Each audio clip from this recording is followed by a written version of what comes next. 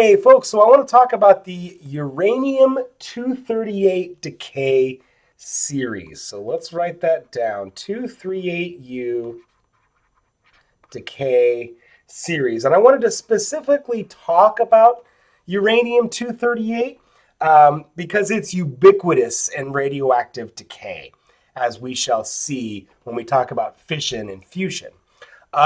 Also, the uranium-238 decay series is how we've been able to age the Earth, which is pretty cool. And if you've never seen the Cosmos reboot, I'm going to write that down. Cosmos with Neil deGrasse Tyson. So NDT. That's on Netflix. There is a really cool episode where he details this uranium-238 series and how it was used to age the Earth. I'm not going to go through that whole spiel. I would encourage you to find that episode. It's really cool. He also talks about a famous scientist, Claire Patterson, who is credited with inventing the clean room. And because he had to have like really, really clean conditions in order to do this chemistry. So let's talk about it. So we start with uranium-238, okay? And it first undergoes alpha decay, as you can see by the legend right there. And so we make a thorium-234, and another series of beta ensues, where we go from thorium-234 to protactinium-234 to uranium-234.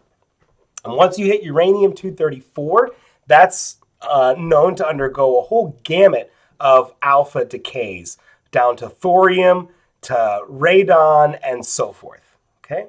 And so as we keep winding our way down to this series, we end up with lead-206, which is stable.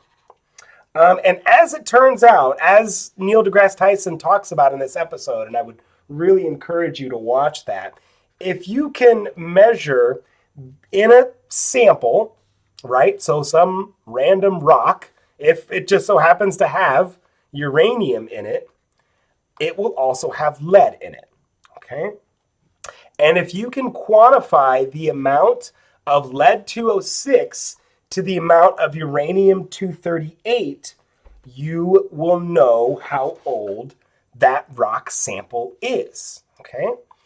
So I thought I had them all listed out as half-lives. I think that's coming in the next slide. So it's not necessary that every rock on Earth has uranium-238, right? There's a lot of work that had to be done to quantify this. And what he also goes on to talk about this episode with Claire Patterson is Claire Patterson couldn't find a sample which wasn't contaminated by other sources of lead, because at the time of his discovery, lead was used in paint, in gasoline, and all kinds of other consumer products. So they actually, in trying to solve this problem of how old is the Earth, they discovered all kinds of lead contamination and how that was leading to deleterious health effects to people. Okay, so that's all I'm going to say on this. Go find that episode. It's really, really cool. It's worth your time to watch it. I'll see you in the next video, folks. A more detailed look at our uranium-238 decay series. And as you can see, it is well suited for determining the age of the Earth because of how long these reactions take.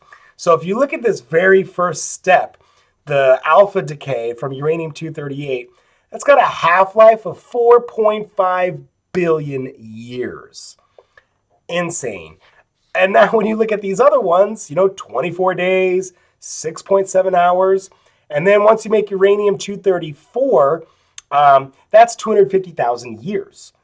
So you can see what is stable and what is unstable from this decay series. So the things with the really, really large half-lives are fairly stable, such as this uranium-234.